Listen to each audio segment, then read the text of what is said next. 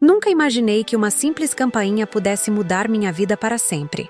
O som ecoou pela casa numa quinta-feira aparentemente comum. O céu de São Paulo estava cinzento, como costuma ficar no final de maio. Meu nome é Vitória. Tenho 65 anos. E por mais de 3 décadas servi a justiça brasileira. Agora, aposentada, vivo sozinha em uma casa de 2 andares no Jardim das Acácias, um bairro arborizado onde o silêncio costuma reinar. Exceto naquela tarde. A campainha tocou pela segunda vez. Ajeitei meu cabelo grisalho no espelho do corredor antes de atender. Não esperava visitas. Minha rotina era solitária e organizada. Café da manhã às 7, caminhada no parque às 8, leitura até o almoço e, à tarde, um chá com Dona Zélia, minha vizinha há mais de 20 anos. Aquela quinta não seria diferente. Ou pelo menos, era o que eu pensava. Abri a porta e dei de cara com um jovem de capacete e uniforme vermelho. Pedro, como descobri depois, era apenas mais um entregador tentando sobreviver nessa selva de asfalto. "Entrega para a senhora Vitória Silveira", disse ele, consultando um papel amassado. Em suas mãos, uma caixa branca amarrada com uma fita vermelha. Um bolo, o tipo de presente que normalmente traz alegria. Assinei a entrega com uma sensação estranha no estômago.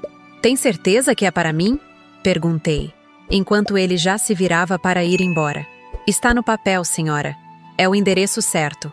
E partiu, deixando-me com aquela caixa que pesava muito mais do que deveria. Levei o pacote para a cozinha. Minha casa não é grande, mas é confortável. Paredes claras decoradas com fotos de uma vida que parecia cada vez mais distante.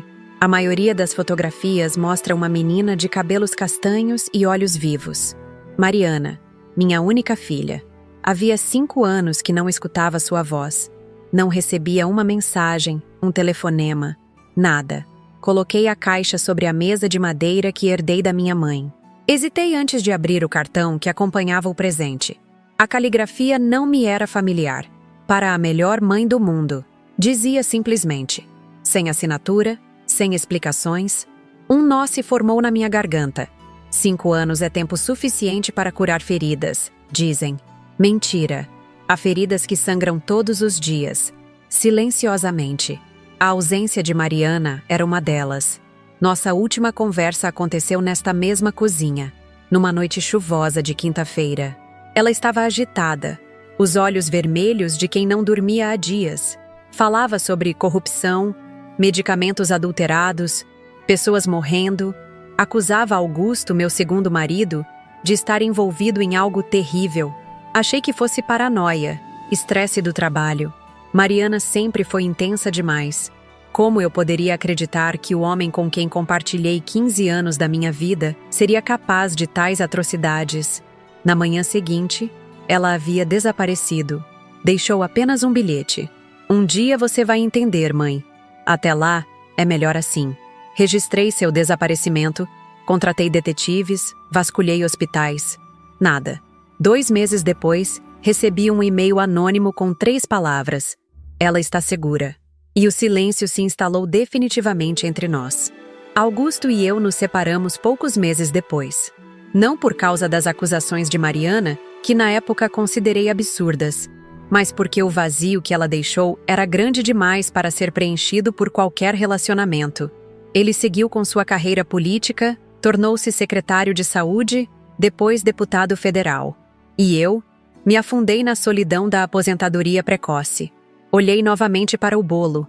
A cobertura de chocolate brilhava sob a luz da cozinha.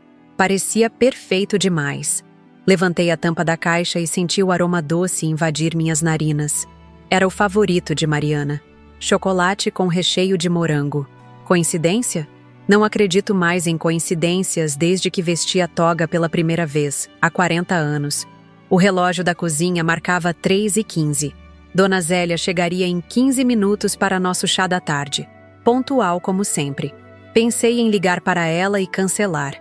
Mas algo me dizia para não ficar sozinha com aquele bolo. Não naquele dia. Enquanto a água fervia para o chá, observei o bolo com mais atenção.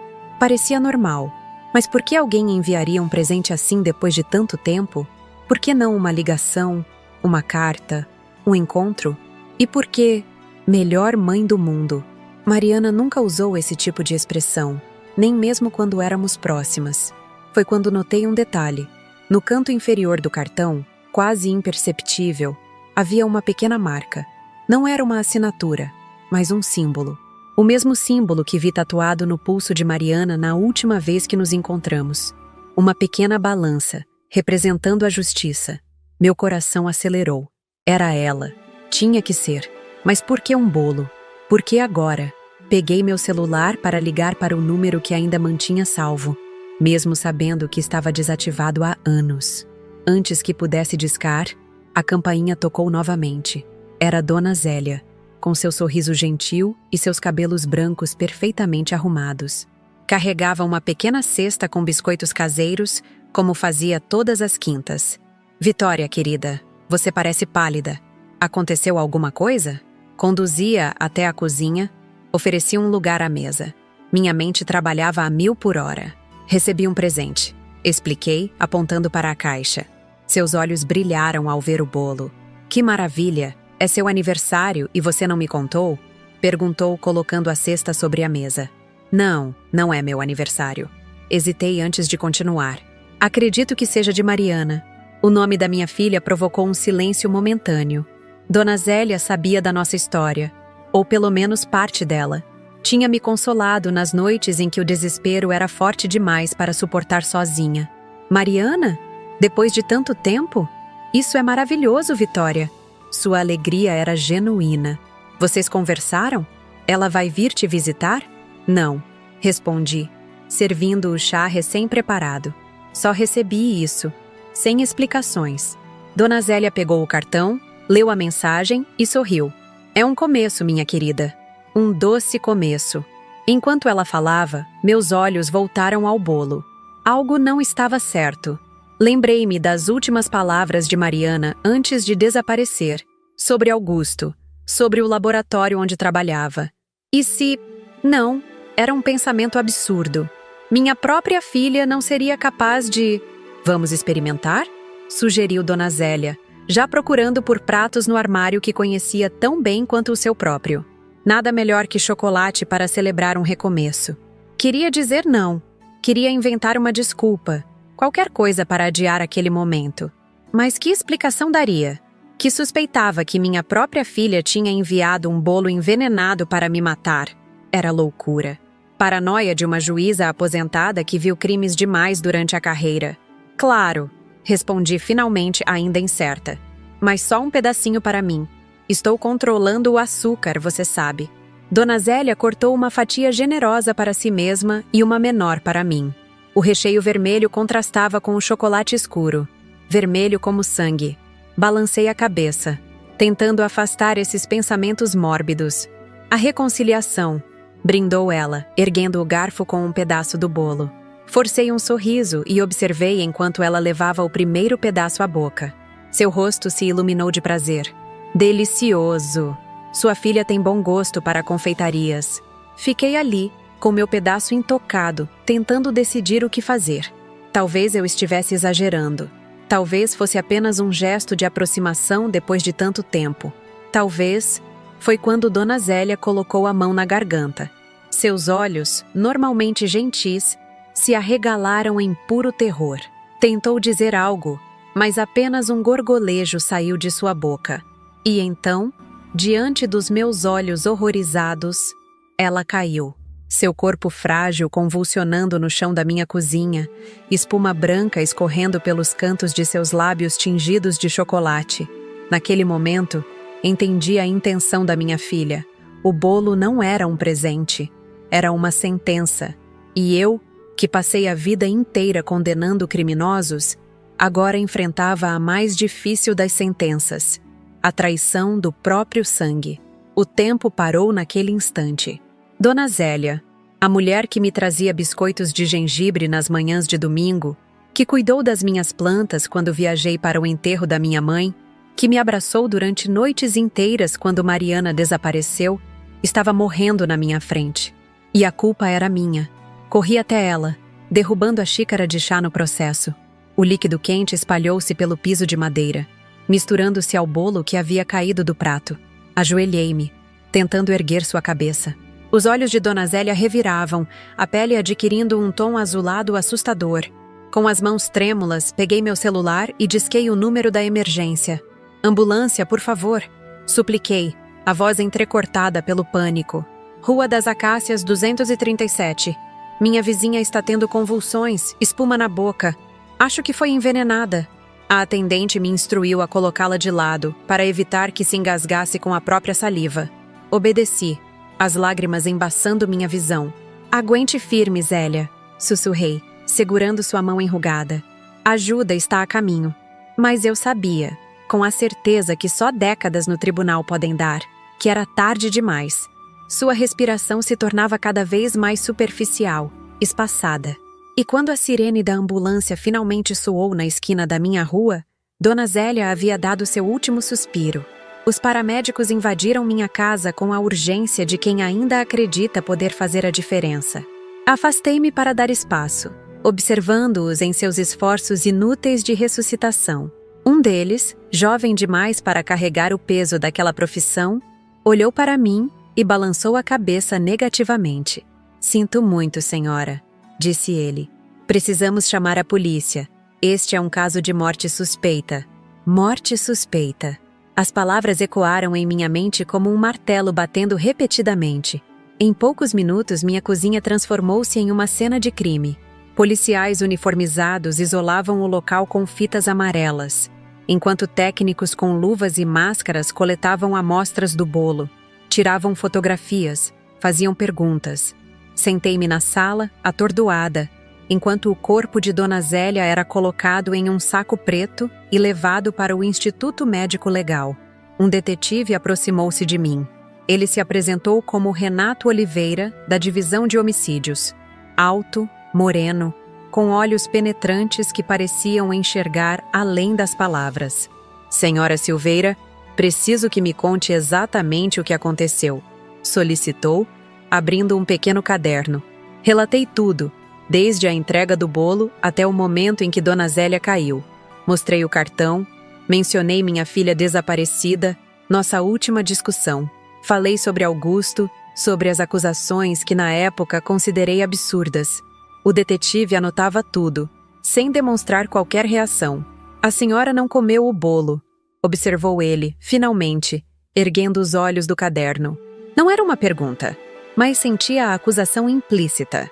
Estava controlando o açúcar, respondi, repetindo a desculpa que dei a Zélia. Mas as palavras soaram vazias até para mim. Senhora Silveira, com todo respeito, a senhora foi juíza federal por 3 décadas. Recebe um presente misterioso após 5 anos sem contato com sua filha e, coincidentemente, decide não experimentá-lo. Isso levanta questões. Encarei-o, sentindo o sangue ferver nas veias. Está insinuando que eu sabia? Que deixei minha amiga morrer deliberadamente? Estou apenas fazendo meu trabalho, respondeu ele, inabalável. O laboratório onde sua filha trabalhava, biosintética, está sob investigação há quase 2 anos.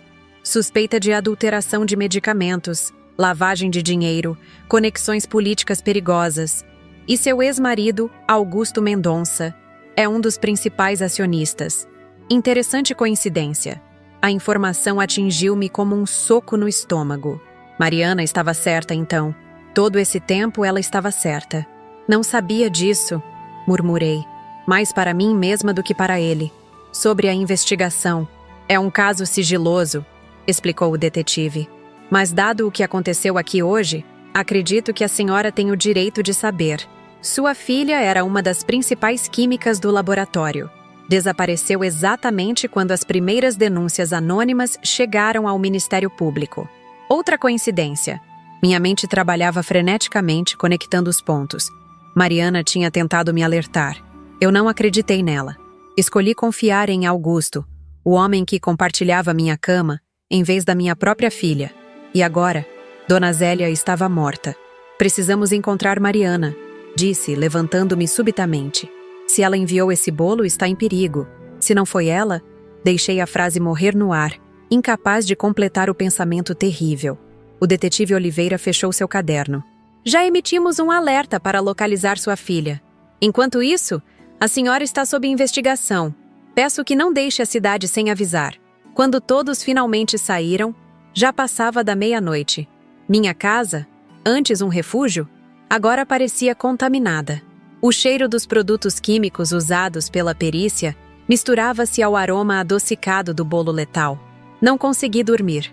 Passei horas sentada na varanda, olhando para a casa de Dona Zélia, agora silenciosa e escura. Por volta das 3 da manhã, meu celular vibrou. Um número desconhecido. Atendi com o coração aos pulos. Mãe, a voz de Mariana, que eu não ouvia há 5 anos, soou distante, cautelosa. Não fale nada, apenas escute. Não fui eu quem enviou o bolo. Estão tentando me incriminar, e você é a próxima. Mariana, onde você está? A polícia está te procurando, eu preciso... Não confie na polícia, interrompeu ela urgente. Especialmente no detetive Oliveira. Ele trabalha para eles. Para quem, Mariana? Do que você está falando? Um suspiro do outro lado da linha. Para o cartel farmacêutico. Augusto é apenas a ponta do iceberg. Estamos falando de políticos, juízes, empresários. Um esquema que movimenta bilhões por ano, à custa de vidas inocentes. Sua voz falhou.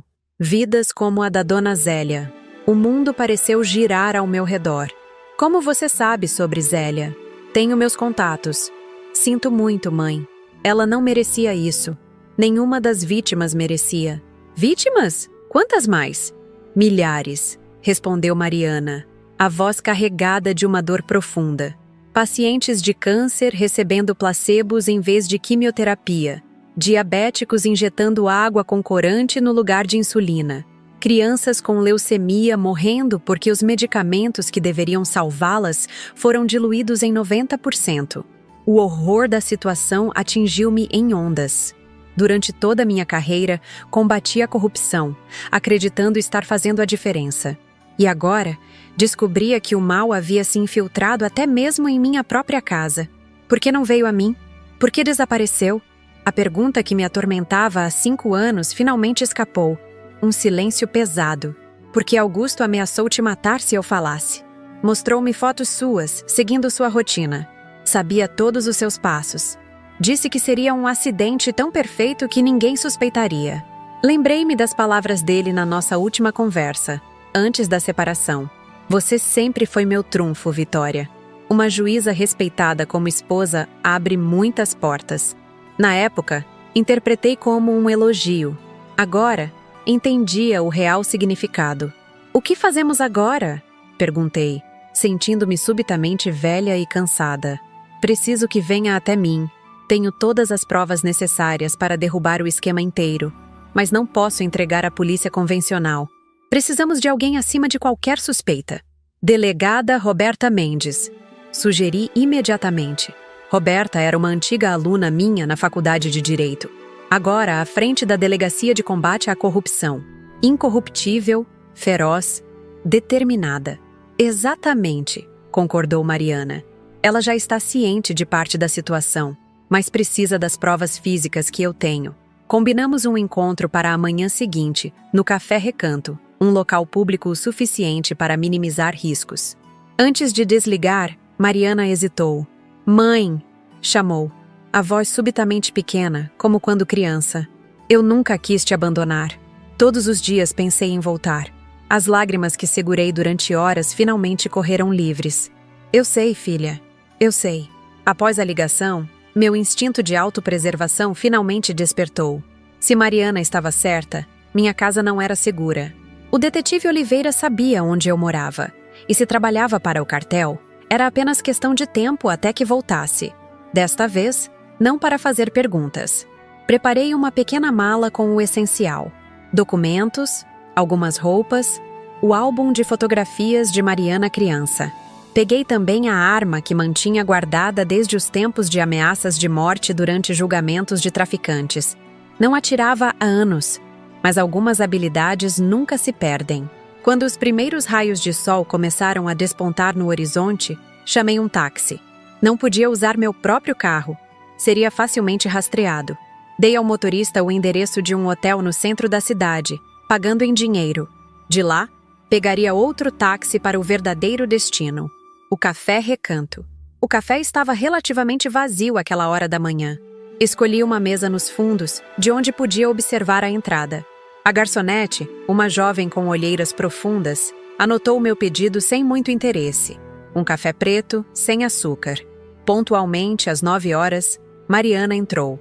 5 anos haviam deixado marcas. O rosto mais magro, olheiras permanentes, o cabelo outrora vibrante, agora opaco e sem vida. Mas os olhos eram os mesmos. Determinados, inteligentes, assustadoramente semelhantes aos meus. Levantei-me, incerta sobre como proceder. Abraço? Aperto de mão? 5 anos de silêncio criaram um abismo entre nós. Mas Mariana não hesitou. Atravessou o café em passos rápidos e jogou-se em meus braços, como fazia quando criança após um pesadelo. Mãe, sussurrou contra meu ombro, a voz embargada. Apertei-a contra mim, sentindo seu corpo tremer com soluços contidos. Por um momento, éramos apenas mãe e filha novamente. Não uma juíza aposentada e uma cientista em fuga. Quando finalmente nos separamos, Mariana olhou ao redor, cautelosa. Não temos muito tempo, disse puxando uma cadeira. Eles já devem saber que estamos em contato. Colocou sobre a mesa um pendrive vermelho. Aqui está tudo. Fórmulas adulteradas, e-mails entre executivos discutindo as fraudes, transferências bancárias para políticos, incluindo Augusto. E vídeos. Vídeos de reuniões onde eles riem sobre os efeitos colaterais da economia de custos. Efeitos colaterais? Repeti, confusa. Mortes, mãe. Eles chamam as mortes de pacientes de efeitos colaterais. Sua voz tremia de indignação, como se fossem apenas números em uma planilha, não pessoas reais com famílias, sonhos, vidas. Peguei o pendrive, sentindo seu peso, não físico, mas moral. Ali estavam as provas que poderiam desmantelar um dos maiores esquemas de corrupção da história do país. E também, muito provavelmente, nossa sentença de morte se caísse em mãos erradas. Como conseguiu tudo isso? Perguntei, guardando o dispositivo no bolso interno do casaco. Os olhos de Mariana endureceram. 5 anos de trabalho subterrâneo. Após ameaçarem você, percebi que não podia simplesmente fugir. Criei uma nova identidade. Consegui emprego em laboratórios menores associados à biosintética. Cada acesso, cada conversa, cada documento foi meticulosamente coletado e guardado. Sozinha, todo esse tempo, um pequeno sorriso, o primeiro que vi em seu rosto. Não totalmente sozinha. Existem pessoas boas nesse meio, mãe. Cientistas que entraram na profissão para salvar vidas, não para lucrar com o sofrimento alheio. Formamos uma espécie de resistência interna. Naquele momento, percebi o quanto minha filha havia crescido. Não era mais a jovem idealista que bateu a porta 5 anos atrás. Era uma mulher forte, determinada, que arriscou tudo pela verdade. Senti uma mistura de orgulho e tristeza profunda. Orgulho pelo que ela se tornara, tristeza pelo tempo perdido. O próximo passo é encontrar a delegada Roberta, continuou Mariana, consultando o relógio nervosamente. Ela está nos esperando em um local seguro. Dali, vamos diretamente ao Ministério Público Federal. Quando nos levantamos para sair, notei um homem na esquina oposta ao café. Alto, moreno, olhos penetrantes. Detetive Oliveira. E não estava sozinho. 2 outros homens o acompanhavam, com o inconfundível volume de armas sob os casacos. Não olhe agora, murmurei para Mariana. Mas acho que temos companhia. Ela assentiu quase imperceptivelmente. Há uma saída pelos fundos através da cozinha. Já verifiquei. Como sempre prevenida. Comentei, lembrando-me de como ela sempre planejava rotas de fuga mesmo durante passeios inocentes no parque quando criança. Aprendi com a melhor, respondeu, um brilho de cumplicidade nos olhos. Caminhamos casualmente até o balcão, como se fôssemos pagar a conta. A garçonete, percebendo nossa urgência, indicou a porta da cozinha com um movimento discreto de cabeça. Agradeci mentalmente a solidariedade silenciosa das mulheres em momentos de perigo. A cozinha era pequena, abafada, cheirando a gordura e café. O cozinheiro, um senhor de idade com braços cobertos de tatuagens desbotadas, Ergueu as sobrancelhas ao nos ver, mas não fez perguntas. Apenas apontou para a porta dos fundos. Obrigada, agradeci, enquanto Mariana já abria a porta, verificando o beco estreito. Limpo, anunciou ela, puxando-me pela mão. Corremos pelo beco, virando à esquerda na primeira rua transversal. Os sons da cidade engoliam nossos passos apressados. Táxis amarelos, ônibus vermelhos, pessoas ocupadas demais com suas próprias vidas para notar duas mulheres fugindo como criminosas. Ali, apontou Mariana para um carro preto estacionado na esquina. Uma mulher ao volante, cabelos escuros presos em um rabo de cavalo severo, óculos escuros ocultando parcialmente o rosto. Delegada Roberta, reconheci, sentindo um alívio momentâneo. Entramos rapidamente no veículo, que arrancou assim que as portas se fecharam. No retrovisor, vi o detetive Oliveira emergindo na rua, o rosto contorcido de frustração. Sinto muito pela sua vizinha, doutora Vitória, disse Roberta, manobrando habilmente pelo trânsito de São Paulo. Mas sua morte não será em vão. Hoje, vamos derrubar esse castelo de cartas. Olhei para Mariana, que segurava minha mão com força. Naquele momento, entendi que o bolo envenenado não marcava o fim de uma história, mas o início de outra. Uma história de justiça, redenção e, acima de tudo, a reconstrução de laços que nunca deveriam ter sido rompidos. O pendrive em meu bolso parecia pulsar como um segundo coração. Ali estavam as provas que poderiam salvar incontáveis vidas e também colocar as nossas em risco mortal. Mas como aprendi nos meus anos de magistratura, a verdadeira justiça sempre exige coragem. Enquanto o carro acelerava rumo ao futuro incerto, fiz uma promessa silenciosa a Dona Zélia. Seu sacrifício involuntário não seria esquecido. E àqueles que transformaram medicamentos em veneno, eu reservaria a mais implacável das sentenças. O carro da delegada Roberta serpenteava pelas ruas de São Paulo como um predador furtivo. Roberta dirigia com a concentração de quem conhece cada esquina, cada radar, cada ponto cego das câmeras de segurança. Suas mãos, firmes no volante, eram as mesmas que vi levantarem o juramento na formatura da Faculdade de Direito, há quase 2 décadas. Na época, era apenas uma jovem promissora. Hoje, era minha única esperança. Para onde estamos indo? Perguntei, ainda segurando a mão de Mariana como se temesse que ela pudesse desaparecer novamente. Lugar seguro, respondeu Roberta, sem desviar os olhos da estrada. Um bunker digital que montamos para operações sensíveis. Nem o próprio diretor-geral da Polícia Federal sabe sua localização. O carro entrou em uma região industrial decadente na Zona Leste. Galpões abandonados, pichações desbotadas, cercas enferrujadas. Um cemitério da industrialização paulistana, agora reduzido a esqueletos de concreto. Roberta parou em frente a um armazém particularmente deteriorado, cuja placa, Têxtil Progresso, desde 1962, pendia de um único parafuso. Discreto, não? Comentou ela, com um leve sorriso ao perceber minha expressão. Ninguém procuraria uma central de operações secretas em um lugar assim. Entramos por uma porta lateral, quase invisível sob camadas de grafite. O interior, porém, contradizia completamente a fachada abandonada. Equipamentos de última geração, telas de monitoramento, servidores zumbindo discretamente. Uma dúzia de pessoas trabalhava em silêncio, apenas o som de teclas sendo pressionadas preenchendo o ambiente climatizado. Bem-vindas à Operação Pharmacon, anunciou Roberta, conduzindo-nos até uma sala de reuniões isolada.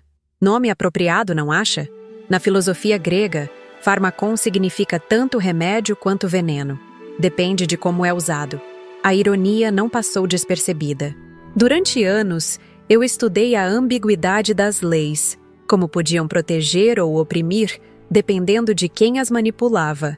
Agora, enfrentávamos a mesma dualidade com os medicamentos. Há quanto tempo vocês investigam o cartel? Perguntou Mariana, colocando sua mochila sobre a mesa. Oficialmente 2 anos, respondeu Roberta. Extraoficialmente, desde que recebi sua primeira denúncia anônima, há 5 anos. Olhei para minha filha, surpresa. Foi você? Mariana assentiu, uma sombra cruzando seu rosto. Na noite em que discutimos, Voltei ao laboratório para coletar provas. Encontrei Augusto lá, com o diretor executivo e 2 políticos que você conhece bem, mãe. Estavam celebrando um acordo histórico. Suas palavras. Consegui gravar parte da conversa. Tirou do bolso um pequeno dispositivo, conectou-o a um dos computadores da sala. A gravação começou a tocar, chiada, mas compreensível. Economia de 70% por lote, multiplicado por milhares de pacientes. A voz de Ricardo Monteiro, CEO da Biosintética, soava entusiasmada. E os efeitos colaterais? Esta voz eu reconheci imediatamente. Augusto, meu ex-marido, o homem que compartilhou minha cama por 15 anos. Estatisticamente irrelevantes. A maioria são pacientes terminais mesmo. A frieza clínica na voz de Ricardo me causou náuseas. Uma risada. Além disso, temos a agência reguladora no bolso e juízes estratégicos para abafar qualquer processo. Sem ofensas, Augusto, mas sua esposa é uma exceção à regra. Vitória é idealista, respondeu Augusto, com o tom condescendente que eu sempre odiei. Mas é apenas uma juíza. O sistema é maior que ela. A gravação terminou, deixando um silêncio pesado na sala. Senti meu rosto queimar de humilhação e raiva. Apenas uma juíza. Repeti, as palavras ácidas em minha boca. Foi naquele momento que entendi a dimensão do problema. Continuou Mariana. Não era apenas um laboratório fraudando resultados ou economizando em ingredientes. Era um sistema inteiro, com ramificações no judiciário, no legislativo, nas agências reguladoras. E você não podia me contar. Concluí, a dor da traição dando lugar à compreensão. Tentei, mãe. Seus olhos marejaram. Naquela noite, quando voltei para casa. Mas você não acreditou em mim. Escolheu confiar nele. A lembrança daquela noite veio como um soco no estômago. Mariana gesticulando freneticamente, mostrando documentos que eu mal olhei, falando sobre fraudes que pareciam absurdas demais para serem reais. E eu, exausta após um julgamento difícil, irritada com suas teorias da conspiração, pedindo que ela crescesse e entendesse como o mundo funcionava. Você estava certa, admiti, a voz embargada. E eu falhei como mãe e como juíza. Roberta interveio com a objetividade que sempre a caracterizou. Autopiedade não vai ajudar ninguém agora, doutora. Vitória, precisamos de seu cérebro jurídico, não de suas lágrimas. A reprimenda, embora dura, era exatamente o que eu precisava. Endireitei a postura, secando as lágrimas com as costas da mão. Certo. O que sabemos exatamente? Durante as 2 horas seguintes, Roberta e sua equipe apresentaram o que haviam descoberto nos últimos anos. A biosintética era apenas a ponta visível do iceberg. Por trás dela, uma rede de empresas fantasmas lavava o dinheiro economizado com a adulteração dos medicamentos. Esse dinheiro financiava campanhas políticas, comprava fiscais sanitários, subornava médicos para prescreverem seus produtos.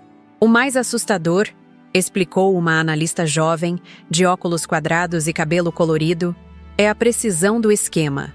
Eles sabem exatamente quanto podem diluir cada medicamento sem que o paciente perceba imediatamente. É matemática aplicada à crueldade. Para medicamentos de uso contínuo, como para diabetes ou pressão alta, a diluição é menor, complementou outro analista. O paciente pode até sentir que não está tão bem, mas atribui a outros fatores. Para tratamentos de câncer ou doenças raras, onde o paciente muitas vezes já está debilitado e pode morrer pela própria doença, a adulteração chega a 90%. Meu estômago revirava a cada nova informação. Como juíza, vi muitos crimes hediondos, mas havia algo particularmente perverso neste: a traição da confiança mais fundamental, a que depositamos em quem deveria nos curar. E Augusto? Perguntei finalmente, temendo a resposta. Roberta hesitou pela primeira vez. Ele é mais do que um investidor, doutora Vitória. É o arquiteto político do esquema.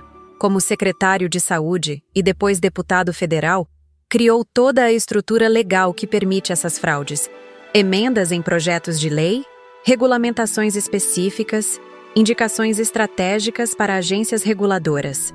A imagem do homem que conheci, ou pensei conhecer, desmoronava completamente. Lembrei-me de nossas conversas sobre ética na sala de jantar, seus discursos apaixonados sobre melhorar o sistema de saúde brasileiro. Tudo mentira. Uma fachada cuidadosamente construída para enganar a todos, inclusive a mim.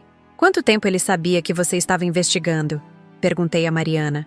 Desde o início, provavelmente. O laboratório tem câmeras em todos os cantos, e eu não era exatamente sutil naquela época. Ela sorriu, triste. Era jovem, indignada. Acreditava que bastava expor a verdade para que justiça fosse feita. E agora? Agora sei que a verdade precisa ser estrategicamente revelada, ou será enterrada antes mesmo de ver a luz.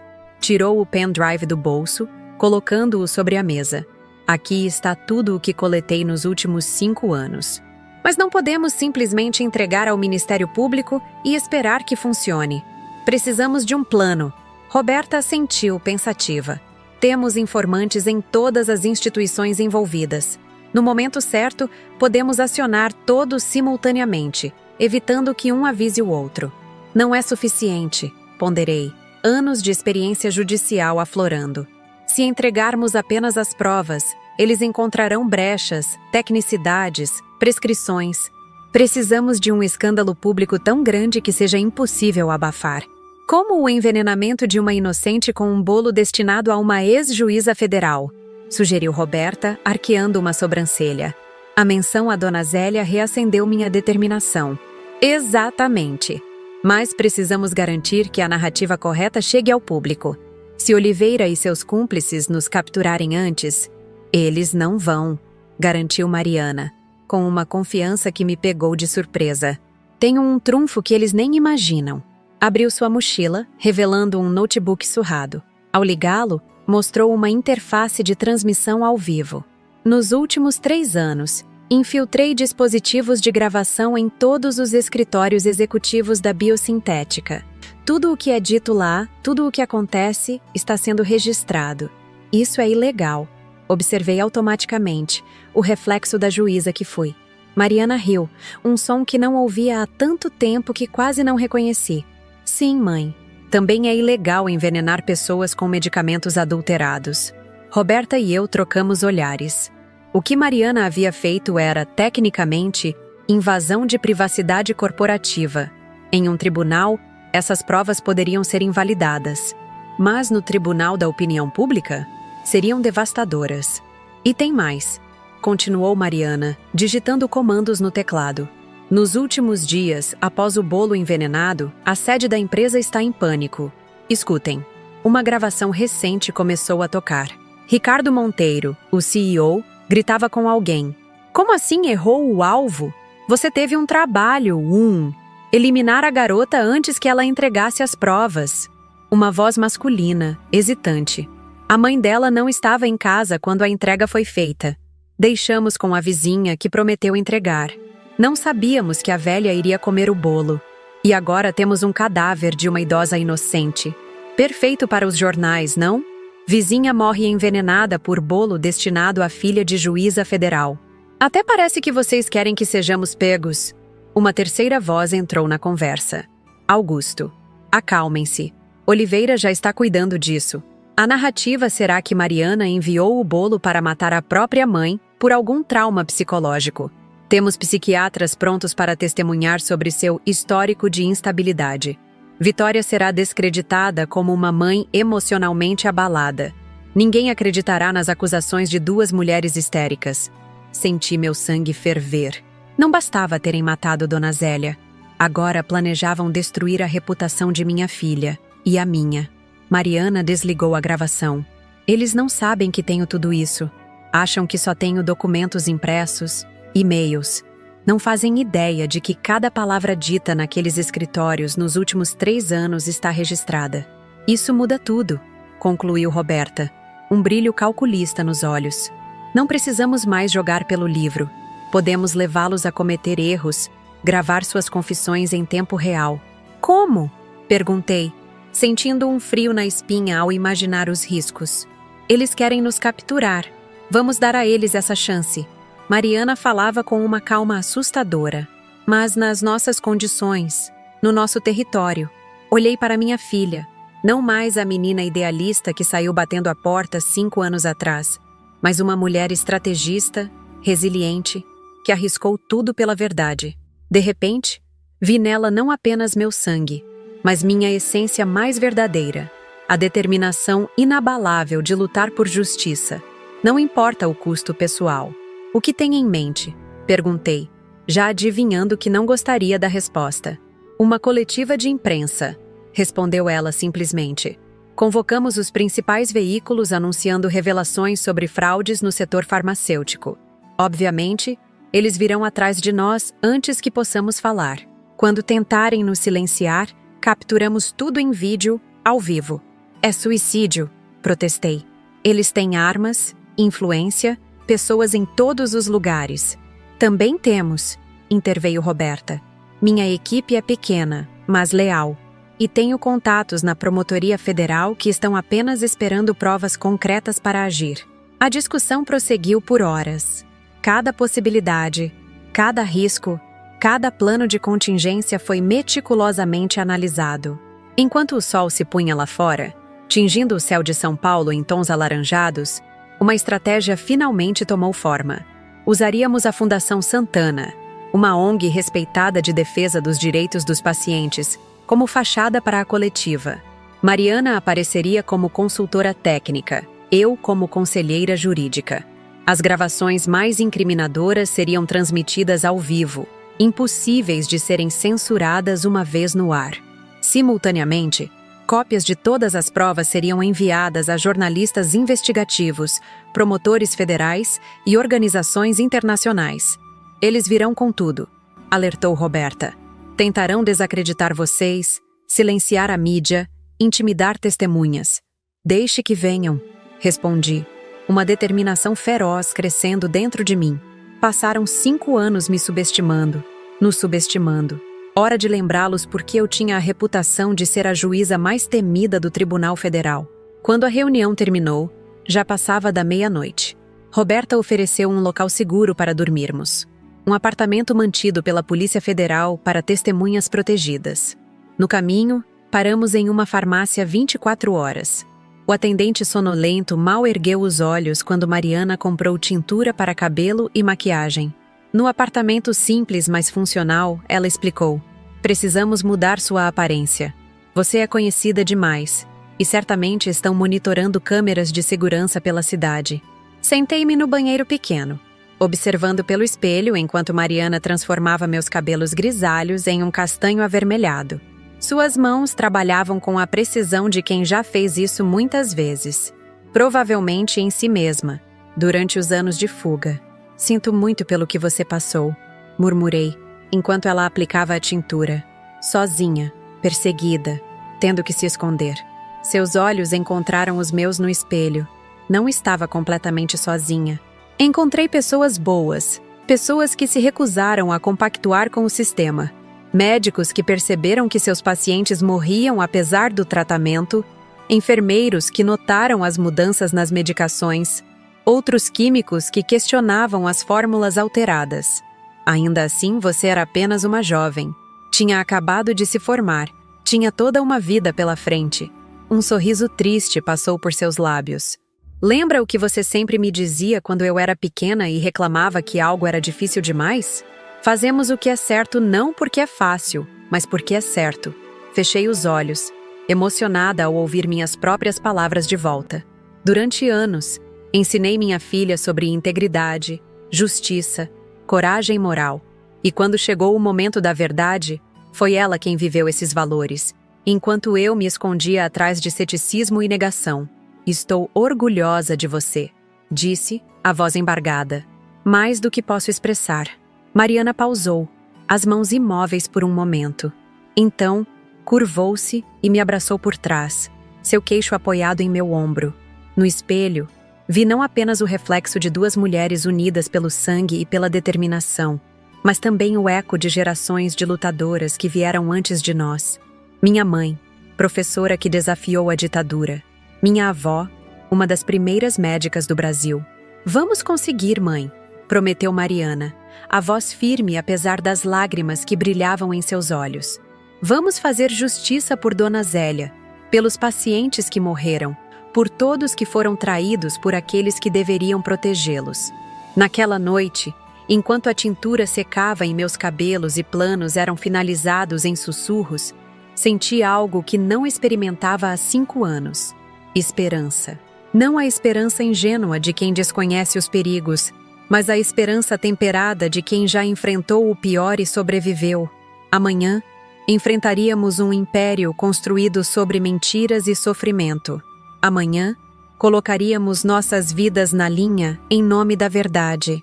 Mas naquela noite, éramos apenas mãe e filha, recuperando o tempo perdido, fortalecendo-nos para a batalha que viria com o nascer do sol.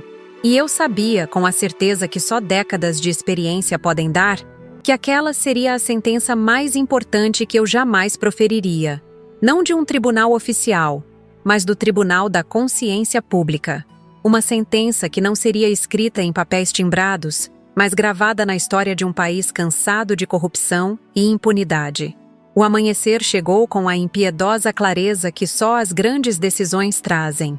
Olhei-me no espelho, quase não reconhecendo a mulher que me encarava de volta. O cabelo castanho avermelhado emoldurava um rosto transformado não apenas pela maquiagem que Mariana aplicou cuidadosamente, mas por uma determinação que pensei ter perdido anos atrás. Óculos de armação grossa completavam o disfarce. Não eram de grau, apenas uma barreira adicional entre mim e as câmeras de vigilância espalhadas pela cidade. "Está irreconhecível", comentou Mariana, ajustando o lenço colorido que escondia seus próprios cabelos, agora cortados curtos. "Nem Augusto te reconheceria assim. Aquele nome, antes pronunciado com afeto, agora saía de nossas bocas como se fosse uma maldição. O homem que dividiu minha cama por 15 anos, que ajudou a criar Mariana, era o mesmo que ordenou nossa morte sem hesitação. A coletiva está marcada para as 14 horas, informou Roberta, entrando no apartamento após uma ronda de reconhecimento. Vestia roupas civis, jeans e uma camiseta simples, mas seus olhos carregavam a vigilância constante de quem vive no limite entre a lei e o perigo. A Fundação Santana divulgou apenas que haverá denúncias sobre irregularidades no setor farmacêutico. Nada específico, mas o suficiente para atrair a imprensa séria. E para alertar os Monteiro, completei, referindo-me à família que controlava a biosintética. Eles certamente enviarão alguém para monitorar. "Contamos com isso", respondeu Mariana, verificando seu notebook. "As armadilhas estão preparadas. Cada movimento deles nas próximas horas será gravado. Cada reação, cada ordem desesperada. O plano que desenvolvemos durante a madrugada era ousado, beirando a temeridade. Mas quando se enfrenta um sistema corrompido até a medula, seguir as regras tradicionais é garantia de derrota. Os pendrives com todas as provas já foram distribuídos", continuou Roberta, consultando seu telefone. 50 cópias entregues simultaneamente a jornalistas investigativos, procuradores federais e ONGs internacionais. Mesmo que consigam silenciar alguns, não poderão alcançar todos. A manhã transcorreu em preparativos febris. Enquanto Mariana finalizava a apresentação que exibiríamos, uma seleção cuidadosa das evidências mais impactantes, eu revisava mentalmente o discurso que faria.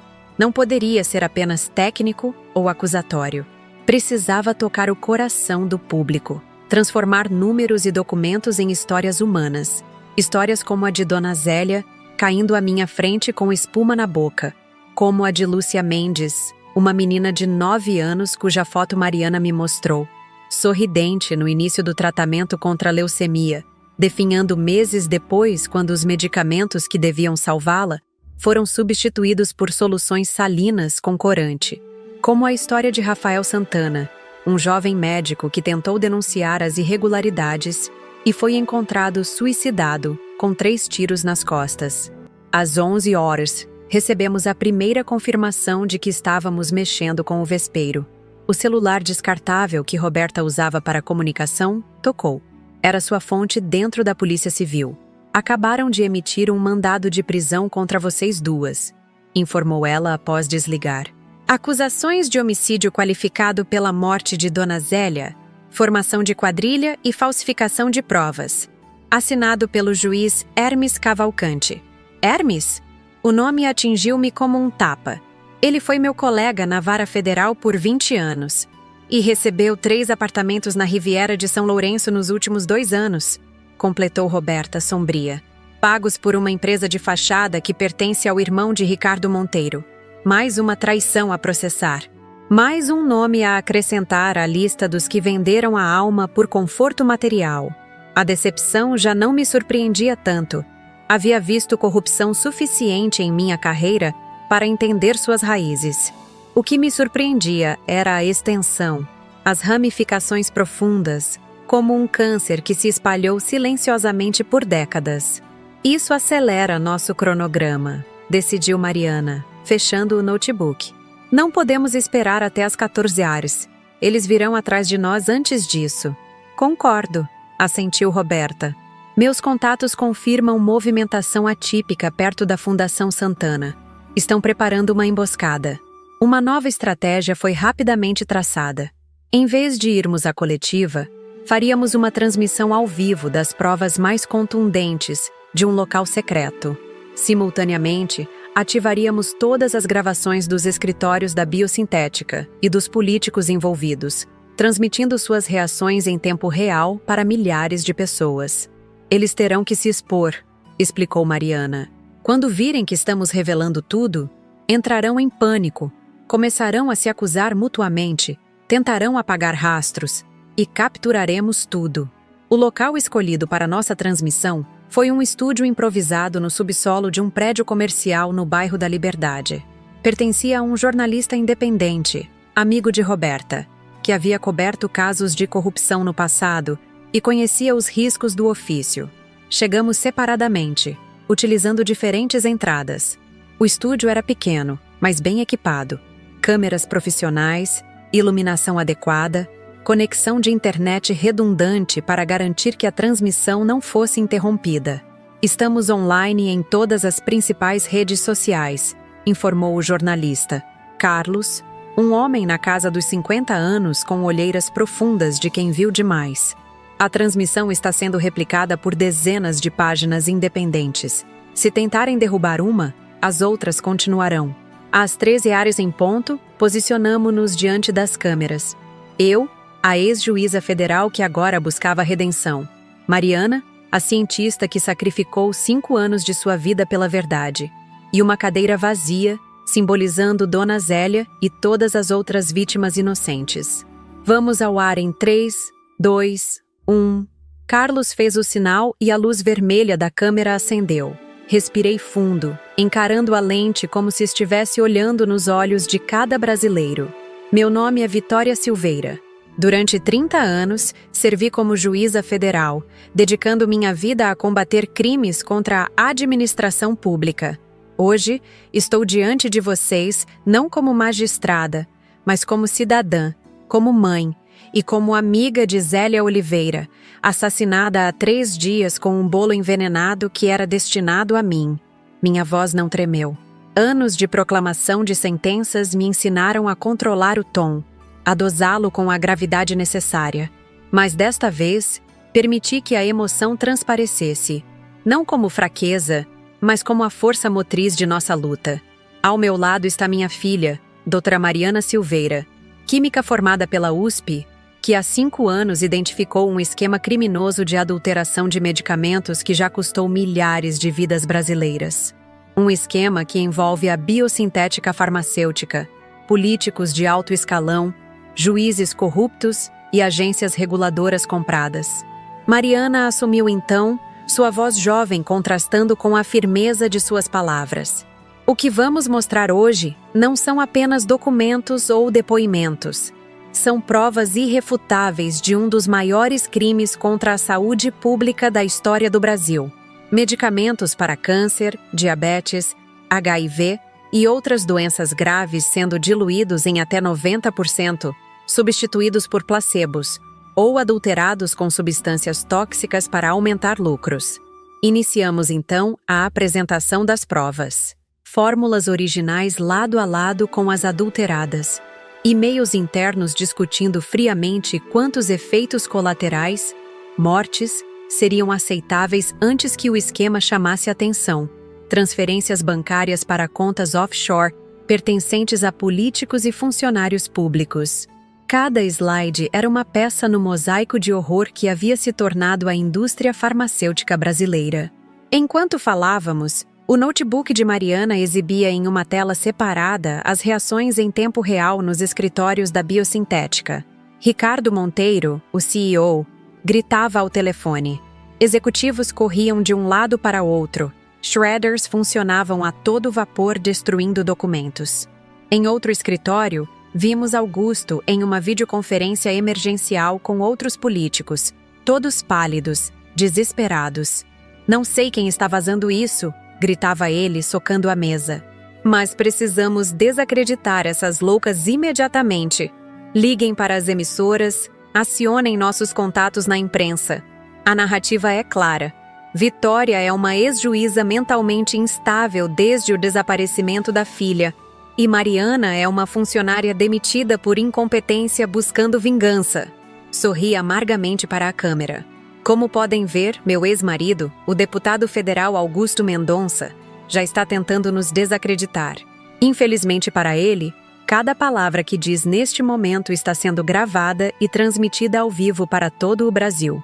Foi quando as coisas começaram a sair do controle. Para eles. Percebendo que estavam sendo monitorados, o pânico tomou conta dos escritórios. Acusações voadoras de um lado para outro. Ricardo gritando com Augusto. Você garantiu que sua ex-mulher estava sob controle? Que merda é essa agora? Augusto perdendo a compostura. Como eu ia saber que a maluca da minha enteada tinha instalado câmeras nos escritórios? Isso é com você, porra. Segurança é responsabilidade da empresa. E então a confissão que selaria seus destinos. Ricardo, em um acesso de fúria. Eu mandei matar as duas. O José garante que o serviço será feito hoje. Não vai sobrar nada para contar história. A transmissão ao vivo registrou mais de 1 milhão de espectadores simultâneos. Hashtags tomaram as redes sociais. Jornalistas que haviam recebido os pendrives começavam a publicar matérias urgentes. O castelo de cartas desmoronava em tempo real, diante dos olhos da nação. Foi quando Carlos, monitorando as câmeras de segurança do prédio, deu o alerta. Temos companhia. 4 homens armados acabaram de entrar pelo estacionamento. Roberta imediatamente sacou sua arma. Continuem a transmissão. Não podemos parar agora. Mas vocês precisam sair, insistiu Carlos. Tenho uma saída pelos fundos. Leva a um estacionamento vizinho. Não, decidi, com uma calma que não sabia possuir. Se fugirmos agora, parecerá que temos algo a esconder.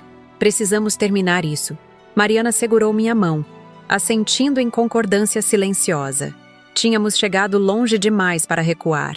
Deixe-os vir, disse ela a Roberta. Quanto mais desesperados estiverem seus movimentos, mais óbvia será a culpa. Os minutos seguintes transcorreram em uma tensão palpável.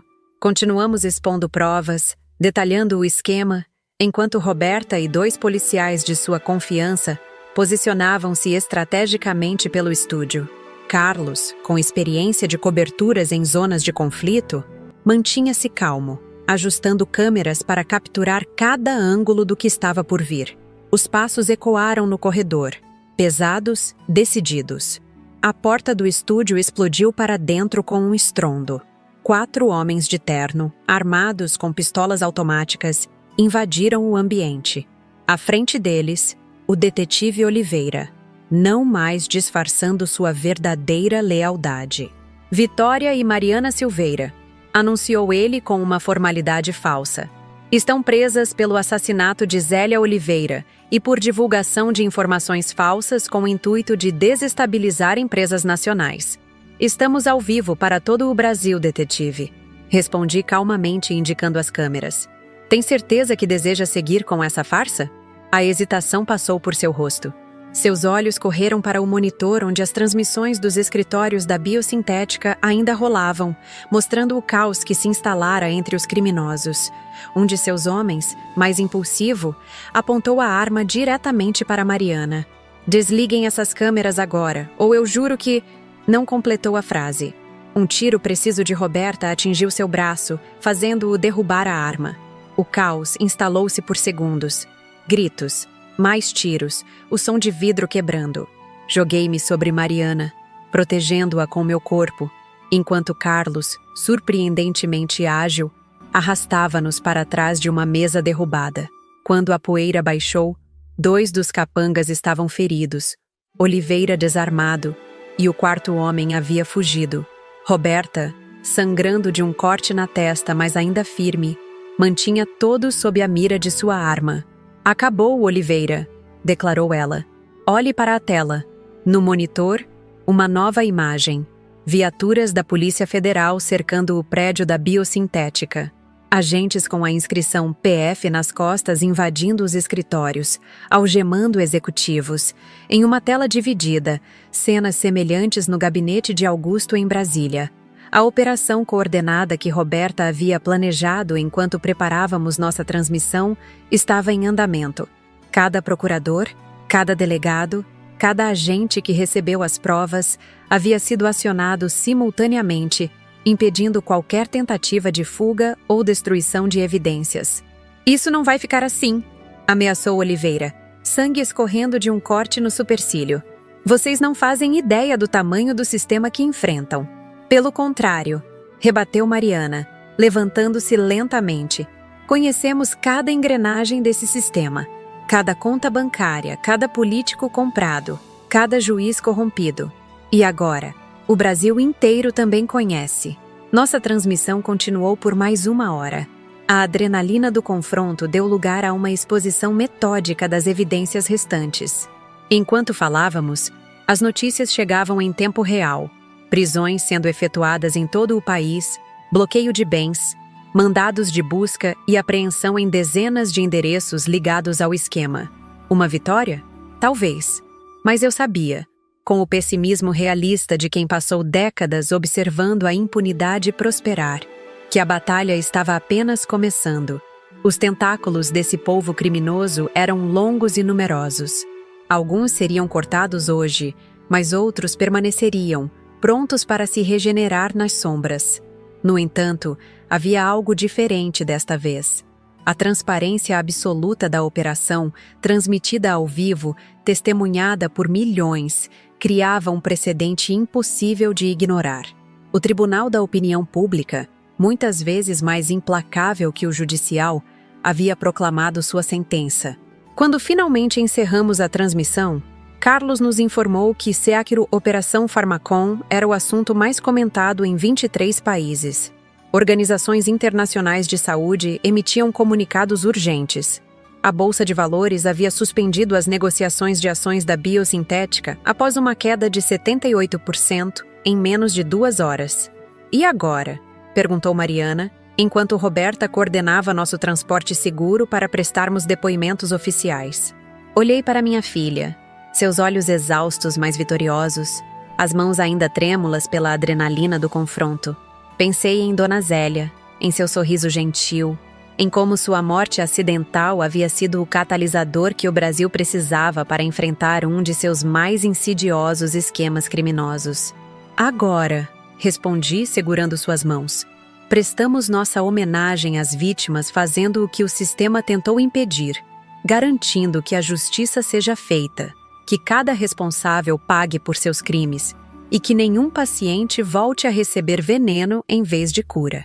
Deixamos o estúdio sob forte escolta policial. Nas ruas, algo inusitado acontecia. Pessoas se aglomeravam, algumas aplaudindo, outras simplesmente observando em silêncio respeitoso. Cartazes improvisados já exibiam frases como "Justiça para as vítimas da biosintética" e "Basta de corrupção na saúde". No carro blindado que nos conduzia ao Departamento de Polícia Federal, Mariana recostou a cabeça em meu ombro, como fazia quando criança após um dia cansativo. Pela primeira vez em 5 anos, permiti-me sentir não apenas o peso da responsabilidade, mas também o alívio de ter minha filha de volta. Não mais como a jovem idealista que precisava de minha proteção, mas como uma aliada poderosa na luta que sempre defini como o propósito da minha vida, a busca incansável pela justiça. E enquanto São Paulo passava pelas janelas do carro, com seu caos e contradições, senti que, apesar de todas as traições e decepções, ainda havia esperança. Uma esperança tão potente quanto o veneno que matou Dona Zélia, mas com o efeito oposto. Em vez de destruir, reconstruía. Em vez de silenciar, amplificava vozes há muito tempo ignoradas. "Sabe o que mais me dói?" murmurou Mariana, quebrando o silêncio. "É que podia ter sido você no lugar da Dona Zélia.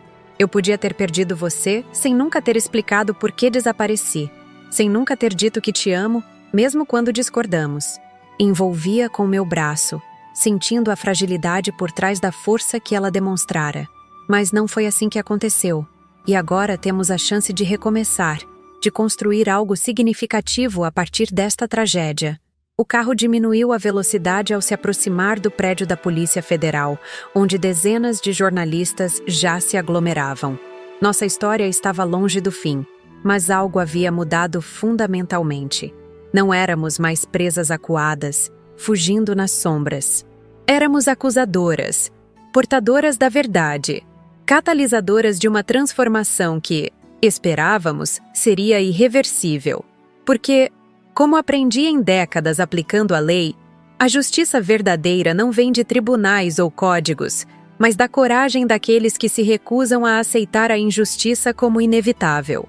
E naquele momento, mãe e filha unidas após anos de separação forçada, encarnávamos essa coragem, não como heroínas intocáveis, mas como mulheres imperfeitas e determinadas que, diante da escolha entre segurança e verdade, escolheram o caminho mais difícil. O caminho que, embora repleto de perigos, era o único que poderia nos devolver não apenas uma à outra, mas também a fé em um sistema que, apesar de todas as suas falhas, ainda podia ser salvo quando pessoas suficientes se recusassem a se curvar diante da corrupção. Os dias que se seguiram à nossa transmissão ao vivo foram uma tempestade de depoimentos, audiências e manchetes explosivas. O prédio da Polícia Federal, onde Mariana e eu fomos levadas para proteção e para formalizar nossas denúncias, transformou-se em um centro de peregrinação para jornalistas de todo o mundo. O maior escândalo sanitário da história brasileira, proclamavam os noticiários internacionais. A conspiração farmacêutica que matou milhares, destacavam os jornais nacionais. Delegada Roberta, agora oficialmente à frente da Operação Farmacom, conduzia tudo com a eficiência metódica que sempre a caracterizou. Sob sua liderança, equipes da Polícia Federal vasculhavam escritórios, residências e empresas de fachada em 9 estados brasileiros simultaneamente. Cada hora trazia novas revelações. Cada dia ampliava o alcance do escândalo. "Precisamos de proteção para vocês duas", insistiu ela, na manhã do terceiro dia. Estávamos em uma sala reservada da superintendência, tomando café enquanto assistíamos aos desdobramentos pela televisão. As ameaças não pararam. Se algo, apenas intensificaram. "Não me esconderei", respondi, firme. Tinha passado 5 anos em um limbo de incertezas após o desaparecimento de Mariana. Não voltaria para as sombras agora. Se me matarem, apenas confirmarão sua culpa perante toda a nação. "Não é tão simples, mãe", interviu Mariana, as olheiras profundas revelando noites sem sono. "Pessoas como Augusto e os Monteiro têm conexões em todos os lugares, até mesmo aqui." Ela baixou a voz, olhando significativamente para as câmeras de segurança no teto. Roberta assentiu, compreendendo a mensagem implícita. "Venham comigo." Conduziu-nos até o estacionamento subterrâneo, onde seu carro particular nos aguardava. Sem dizer uma palavra, dirigiu por quase 1 hora, fazendo manobras evasivas para garantir que não estávamos sendo seguidas. Finalmente, chegamos a uma chácara isolada nos arredores de São Paulo, protegida por um portão discreto e cercas altas cobertas por vegetação. "Bem-vindas ao meu refúgio", disse ela, finalmente relaxando os ombros tensos. "Nem minha própria mãe sabe deste lugar. Comprei com outro nome. Pago as contas em dinheiro. Aqui poderemos falar livremente." A casa era simples, mas acolhedora. Janelas amplas voltadas para um pequeno lago, móveis de madeira rústica, paredes decoradas com fotografias em preto e branco, Roberta em sua formatura na academia de polícia, recebendo medalhas, ao lado de cães policiais aposentados. um lado dela que poucos conheciam. O Ministério Público Federal assumiu o caso, explicou ela, preparando um café forte na cozinha aberta. A denúncia formal contra Augusto Us Monteiro e mais 42 envolvidos será apresentada amanhã. Mas há algo que vocês precisam saber. O tom grave em sua voz fez meu coração apertar. Mariana, sempre perspicaz, perguntou diretamente: estão tentando negociar delações premiadas, não é? Roberta assentiu, servindo o café em canecas simples de cerâmica. Ricardo Monteiro ofereceu nomes de políticos ainda mais poderosos, em troca de redução de pena. Augusto está tentando o mesmo jogo, prometendo entregar esquemas em outros ministérios.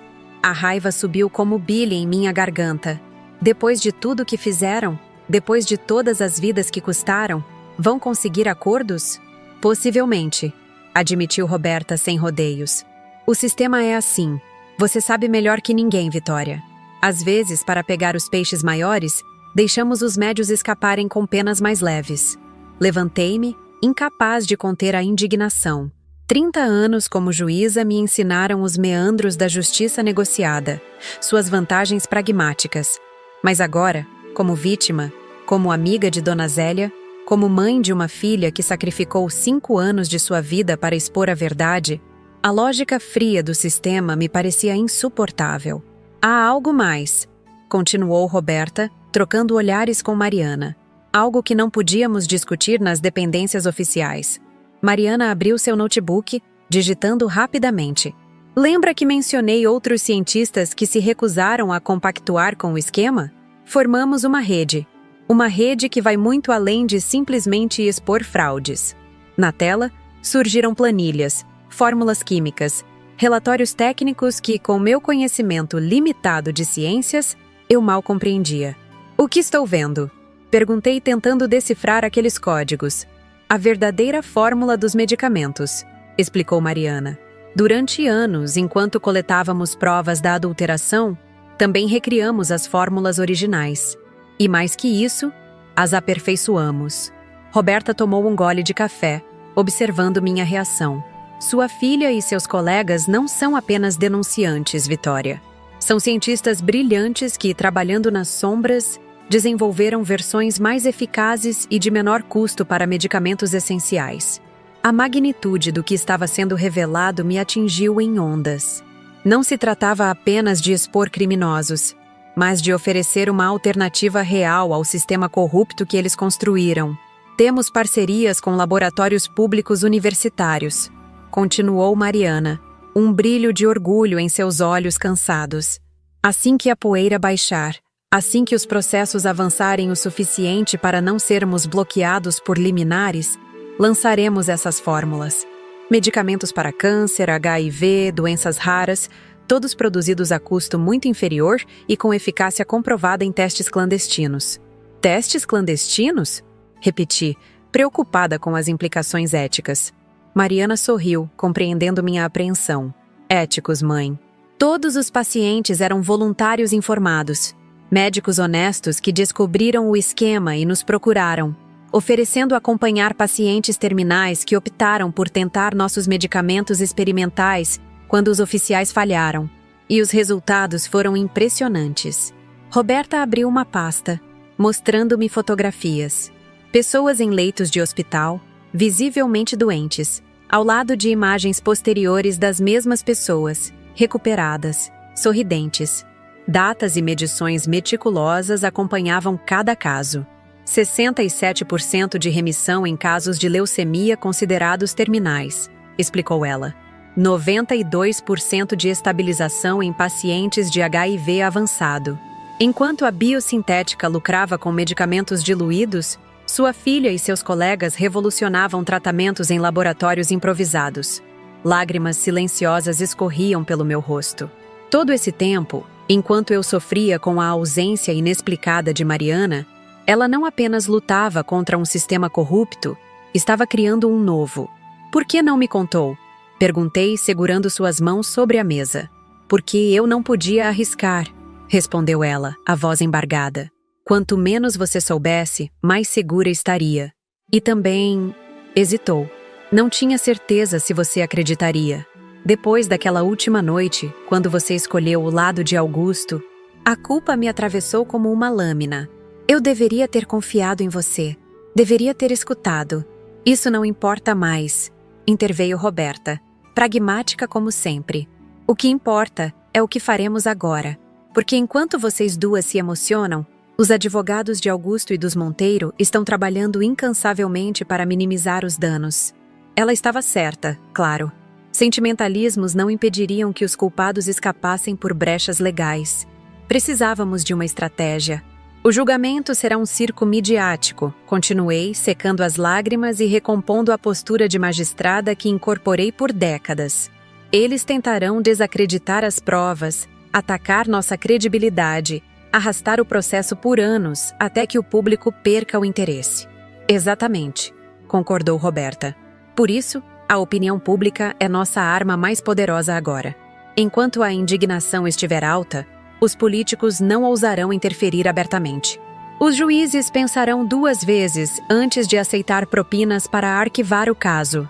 Precisamos manter a história viva, concluiu Mariana. Não apenas como um escândalo, mas como um símbolo de transformação. Foi assim que naquela tarde de outono, em uma chácara isolada nos arredores de São Paulo, nasceu a ideia da Fundação Zélia, batizada em homenagem à minha vizinha, cuja morte acidental havia se tornado o estopim de uma revolução na saúde pública brasileira. Nas semanas que se seguiram, enquanto os processos judiciais avançavam com a lentidão característica do sistema, trabalhamos incansavelmente para estruturar a fundação. Mariana coordenava a equipe científica, adaptando as fórmulas para a produção em larga escala. Eu utilizava meus contatos jurídicos para garantir patentes públicas que impedissem a privatização daquele conhecimento. Roberta, dividindo-se entre a operação oficial e nosso projeto paralelo, conseguiu apoio discreto de setores-chave do governo, técnicos de carreira, não políticos, que compreendiam a importância histórica do que estávamos construindo. A primeira vitória judicial veio 2 meses após as denúncias. O juiz Paulo Mendes, conhecido por sua integridade inabalável, negou todos os habeas corpus impetrados pela defesa de Augusto e dos executivos da biosintética. Em sua decisão, citou a excepcional gravidade dos crimes imputados e o risco concreto à ordem pública que a liberdade dos acusados representaria. Na mesma semana, laudos periciais confirmaram a adulteração sistemática de 78% dos medicamentos produzidos pela biosintética nos últimos 8 anos. O impacto foi devastador. Estimativas preliminares apontavam para mais de 15 mil mortes que poderiam ter sido evitadas se os tratamentos fossem ministrados conforme as bulas prometiam. A sede da empresa foi ocupada por manifestantes. Pacientes e familiares de vítimas acamparam em frente ao prédio, exibindo fotos de entes queridos perdidos para doenças que deveriam ter sido tratáveis. A história humana por trás dos números frios das estatísticas finalmente ganhava rostos, nomes, histórias. Foi quando recebi um telefonema inesperado. O diretor do presídio onde Augusto estava detido informava que meu ex-marido queria me ver. Apenas você, especificou. Recusa-se a falar com promotores ou advogados antes de conversar com a ex-esposa. Mariana foi veementemente contra.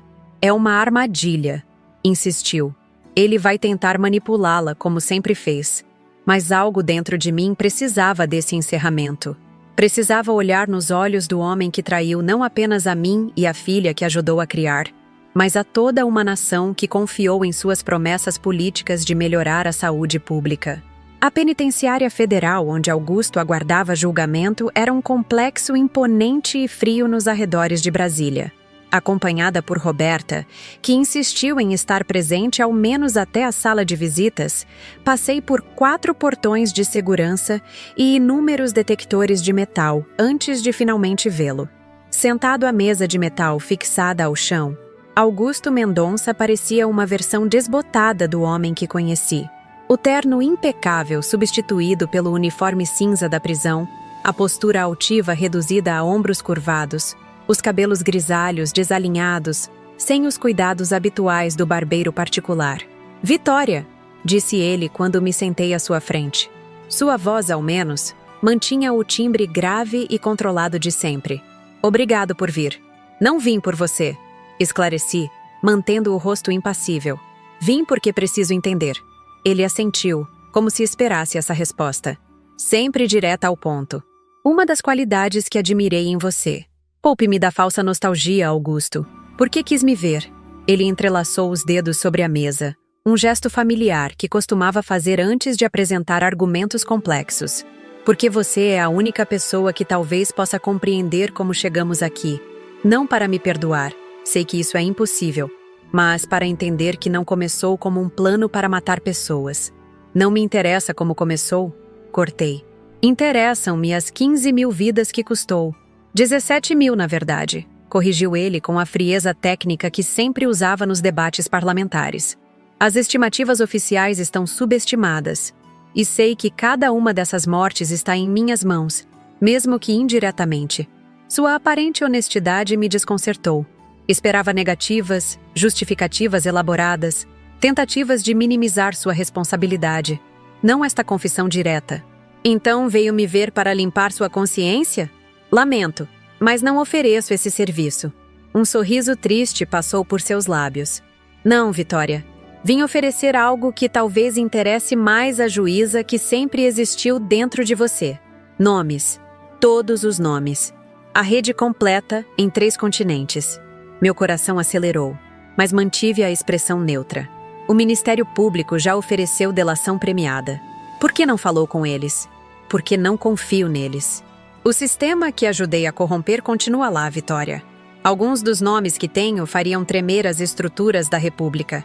Se eu entregar a eles, as provas desaparecerão misteriosamente, testemunhas terão acidentes, juízes serão subornados. E por que confia em mim? A mulher que você traiu? Cuja filha você ameaçou? Cuja amiga morreu por causa do seu esquema criminoso?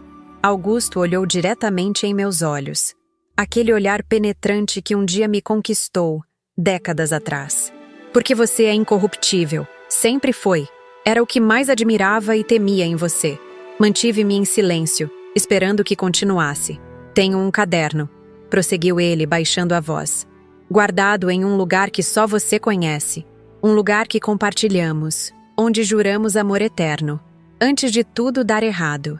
A cachoeira. Nossa lua de mel. 20 anos atrás, em uma reserva ecológica isolada. A pequena caverna atrás da queda d'água, onde gravamos nossas iniciais na rocha úmida. Um segredo tolo de um casal apaixonado que jamais compartilhamos com ninguém. No caderno está tudo: datas, valores, nomes, senadores, ministros, desembargadores, empresários internacionais, a estrutura completa do que chamávamos de Consórcio Sanitário Global. Não apenas medicamentos, Vitória. Vacinas, equipamentos hospitalares, até mesmo órgãos para transplante. Senti o sangue gelar em minhas veias. A dimensão do que ele sugeria ia muito além do que havíamos descoberto até então. Por que me daria isso agora? Qual é seu interesse? Mariana, respondeu ele simplesmente. Não sou seu pai biológico, mas a criei como filha por 15 anos. O que ela fez, sacrificar sua juventude, arriscar sua vida para expor a verdade, mostrou uma coragem que eu jamais tive. Talvez seja tarde para a redenção, mas não para um último ato de decência. Deixei a penitenciária 2 horas depois, a mente fervilhando com as informações que Augusto compartilhou. Detalhes do esquema global. Conexões políticas que chegavam até mesmo à presidência da República. Métodos de lavagem de dinheiro através de obras de caridade falsas. Roberta me esperava no carro, ansiosa por detalhes. Contei-lhe apenas o essencial, omitindo a informação sobre o caderno. Algo me dizia que quanto menos pessoas soubessem daquele detalhe específico, mais seguro seria. 3 dias depois, sob o pretexto de uma visita nostálgica a lugares do meu passado, viajei com Mariana para a reserva ecológica. A cachoeira continuava tão impressionante quanto em minhas memórias. A água cristalina despencando de 40 metros de altura, formando uma cortina natural que ocultava a pequena caverna. "Por que estamos aqui, mãe?" perguntou Mariana, confusa, enquanto nos aproximávamos da queda d'água. para buscar o último capítulo desta história. Respondi, sentindo a umidade em meu rosto enquanto contornávamos a cachoeira. A caverna estava exatamente como me lembrava, pequena, úmida, com aquela luz etérea filtrada pela água em movimento. As iniciais AV ainda visíveis na rocha, agora cobertas por uma pátina esverdeada de musgo. E lá, em uma fenda natural que parecia parte da formação rochosa, um pequeno pacote impermeabilizado. O caderno de Augusto revelou-se uma bomba maior do que eu poderia imaginar. 300 páginas de anotações meticulosas, documentando 20 anos de um esquema que começou com pequenas fraudes em licitações de hospitais municipais e cresceu até tornar-se um polvo multinacional, com tentáculos em ministérios, agências reguladoras e organizações internacionais de saúde. Com aquelas informações em mãos, a Operação Pharmacon ganhou nova dimensão. Delegada Roberta, superando sua desconfiança inicial sobre a origem do caderno, mobilizou equipes internacionais através da Interpol. Em questão de semanas, mandados de prisão foram expedidos em 12 países. Augusto cumpriu sua palavra. Em troca da proteção de uma penitenciária federal de segurança máxima, longe do alcance de seus antigos aliados, colaborou com cada detalhe das investigações. Sua pena, ainda assim, foi exemplar. 63 anos por homicídio qualificado, formação de quadrilha, corrupção ativa e passiva, lavagem de dinheiro e crimes contra a saúde pública. Os Monteiro, da biosintética, receberam sentenças semelhantes. Ricardo, o CEO, enforcou-se na cela antes do julgamento final. Um último ato de covardia que privou as famílias das vítimas da satisfação de vê-lo condenado publicamente. Quanto a mim e Mariana, encontramos na Fundação Zélia um propósito que transcendia a vingança ou a justiça pessoal. Com as fórmulas aperfeiçoadas desenvolvidas durante os anos de clandestinidade, em parceria com laboratórios públicos universitários, começamos a produzir medicamentos acessíveis para doenças que antes condenavam famílias à falência ou pacientes à morte. Nos primeiros 6 meses, mais de 200 mil pacientes oncológicos receberam tratamentos gratuitos ou a custo mínimo. A taxa de sobrevivência para a leucemia infantil, que havia despencado durante os anos do esquema criminoso, voltou a subir, superando médias internacionais. O dinheiro recuperado dos criminosos, bilhões em contas offshore, propriedades de luxo, obras de arte, foi direcionado por decisão judicial para financiar a expansão da fundação. Irônico que a fortuna acumulada às custas do sofrimento alheio agora servisse para aliviá-lo. Hoje, 5 anos após aquela fatídica tarde em que um bolo envenenado tirou a vida de Dona Zélia, visito seu túmulo semanalmente. Levo sempre margaridas amarelas, suas favoritas. Conto-lhe, em silenciosos monólogos, sobre as vidas que estamos salvando, sobre como seu sacrifício involuntário desencadeou uma transformação no sistema de saúde que beneficia milhões. Mariana dirige o setor de pesquisas da Fundação, coordenando cientistas brilhantes que antes eram silenciados pelo sistema. Sua mais recente conquista, um tratamento revolucionário para Alzheimer, reduzindo em 70% a progressão da doença a um custo acessível, até para sistemas públicos de saúde com orçamentos limitados. Roberta, promovida a diretora de Operações Especiais da Polícia Federal após o sucesso da Operação Pharmacon, continua na linha de frente do combate à corrupção. Jantamos juntas uma vez por mês, compartilhando histórias de batalhas ganhas e perdidas no interminável esforço de construir um país mais justo. Quanto a Augusto, recebo atualizações ocasionais sobre sua situação. Dedica-se a escrever um livro detalhando o nascimento e a evolução do esquema criminoso, não como justificativa, ele garante, mas como um alerta para futuras gerações. Talvez haja algum valor nisso. Talvez seja apenas sua última tentativa de controlar a narrativa. De qualquer forma, não me importo mais. Porque aprendi, através desta jornada dolorosa, que a justiça verdadeira não está nos tribunais ou nas celas de presídios. Está nas vidas salvas, nas famílias que não precisam mais escolher entre medicamentos e comida, nos sorrisos de crianças que teriam sido estatísticas em relatórios corporativos, mas agora correm livres de doenças que têm cura. Em meu escritório na Fundação Zélia, mantenho 2 fotografias. Uma de Dona Zélia, sorrindo em seu último aniversário, segurando um bolo caseiro. A doce ironia não me escapa. A outra, de Mariana e eu diante da primeira unidade móvel da Fundação. Um ônibus equipado para levar tratamentos avançados a comunidades remotas. Olho para essas imagens todos os dias e lembro que a vingança que planejamos se transformou em algo muito maior: redenção. Não apenas para nós, mas para um sistema que havia se corrompido até as entranhas e agora, lentamente, cicatriza suas feridas.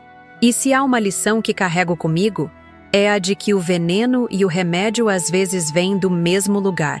O que determina seu efeito não é apenas sua composição química, mas a intenção de quem o administra. Nas mãos certas, até mesmo a mais amarga das experiências pode se transformar em cura. 5 anos se passaram desde aquele dia em que a campainha da minha casa tocou e minha vida mudou para sempre. Quando olho para trás, para a mulher que eu era, solitária, amargurada, presa a um passado que não compreendia completamente, mal reconheço aquela versão de mim mesma. O caminho que percorri desde então foi marcado por dor, revelações chocantes, perigos e, finalmente, um propósito renovado que jamais imaginei encontrar aos 65 anos de idade. A morte de Dona Zélia, minha querida vizinha, foi o catalisador de uma transformação que transcendeu minha vida pessoal e impactou milhares de brasileiros. Seu sacrifício involuntário, ao provar daquele bolo envenenado que era destinado a mim, desencadeou a maior investigação de fraudes farmacêuticas da história do nosso país. Às vezes, quando coloco flores em seu túmulo nas manhãs de domingo, ainda posso sentir sua presença gentil, como se ela soubesse que sua partida não foi em vão. Reencontrar Mariana, minha filha, após 5 anos de separação forçada, cicatrizou feridas que eu acreditava incuráveis.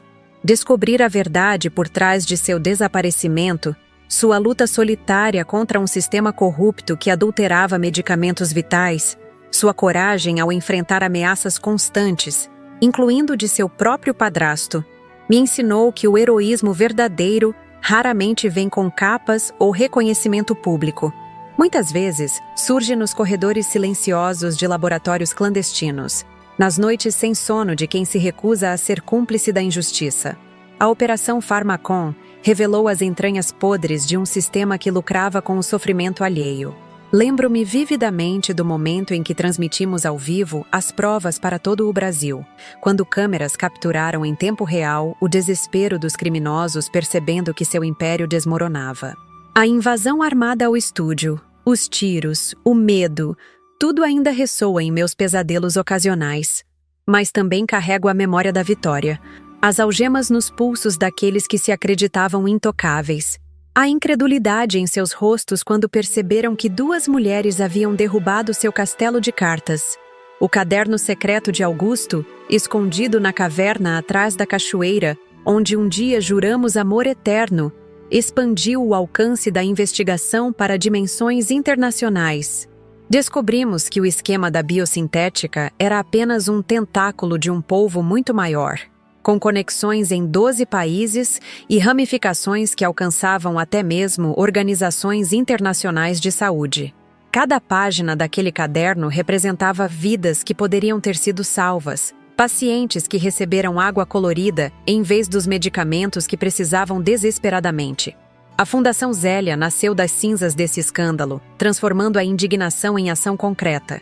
Com as fórmulas aperfeiçoadas que Mariana e seus colegas desenvolveram durante anos de trabalho clandestino, revolucionamos o acesso a tratamentos que antes eram inacessíveis para a maioria da população. Nossos ônibus laboratório percorrem comunidades remotas, levando dignidade na forma de medicamentos eficazes a quem o sistema havia abandonado. O julgamento de Augusto e dos executivos da biosintética tornou-se um marco na história judicial brasileira. As sentenças exemplares, 63 anos para meu ex-marido, penas semelhantes para os Monteiro, enviaram uma mensagem clara. Crimes contra a saúde pública não seriam mais tratados com a leniência habitual. O suicídio de Ricardo Monteiro em sua cela, embora tenha privado as famílias das vítimas da satisfação de vê-lo condenado publicamente, simbolizou a covardia final de um homem que sempre escolheu o caminho mais fácil, não importando quem sofresse as consequências. Hoje, aos 70 anos, dirijo a Fundação Zélia com uma energia que muitos jovens invejariam. Mariana lidera nossas pesquisas, desenvolvendo tratamentos acessíveis para doenças que antes eram sentenças de morte para famílias de baixa renda. Delegada Roberta, agora diretora de Operações Especiais da Polícia Federal, continua na linha de frente contra a corrupção institucionalizada, usando as lições aprendidas na Operação Farmacom para desmantelar outros esquemas criminosos. E Dona Zélia? Seu legado vive em cada paciente que recebe tratamento adequado, em cada família que não precisa mais escolher entre medicamentos e alimentação, em cada criança que sobrevive a uma doença que, anos atrás, teria sido fatal devido à ganância de homens como Augusto e os Monteiro. Esta história que compartilhei com vocês não é apenas sobre vingança ou justiça, é sobre transformação. Como o veneno destinado a silenciar-me acabou se tornando o catalisador de uma cura muito maior. É sobre como, mesmo nas circunstâncias mais sombrias, podemos encontrar propósito e significado. É sobre a força que descobrimos quando nos recusamos a aceitar a injustiça como inevitável. Sei que muitos de vocês que me assistem agora podem estar enfrentando suas próprias batalhas, suas próprias injustiças. Talvez se sintam pequenos demais, fracos demais para fazer a diferença. Deixem-me dizer, do fundo do meu coração, nunca subestimem o poder de uma única voz que se recusa a se calar. Nunca duvidem do impacto que uma pessoa determinada pode ter quando escolhe o caminho difícil da verdade. Se minha história tocou seu coração de alguma forma, peço que façam 3 coisas simples. Primeiro, inscrevam-se no canal Vovó Lembrou. Há muitas outras histórias aqui, algumas trágicas, outras inspiradoras, todas reais, que merecem ser ouvidas. Segundo, deixem seu comentário abaixo. Gostaria de saber o que vocês fariam se estivessem no meu lugar naquela tarde fatídica. Teriam oferecido o bolo à vizinha? Teriam confiado em sua intuição? Seus pensamentos são valiosos para mim e para toda esta comunidade que estamos construindo. Terceiro, se puderem, considerem apoiar este canal através do Valeu Demais, nossa forma de receber doações. Produzir estes vídeos, pesquisar estas histórias, trazer estas narrativas até vocês, envolve custos significativos. Seu apoio, mesmo que pequeno, nos permite continuar trazendo conteúdo diário de qualidade, dando voz a histórias que de outra forma permaneceriam nas sombras. Saibam que cada inscrição, cada comentário, cada contribuição ajuda a manter viva não apenas este canal, mas também a memória de pessoas como Dona Zélia, cujas vidas, mesmo quando interrompidas tragicamente, podem inspirar mudanças profundas no mundo. Na próxima semana, trarei outra história que vai mexer com suas emoções e, quem sabe, inspirar você a olhar para sua própria vida com novos olhos.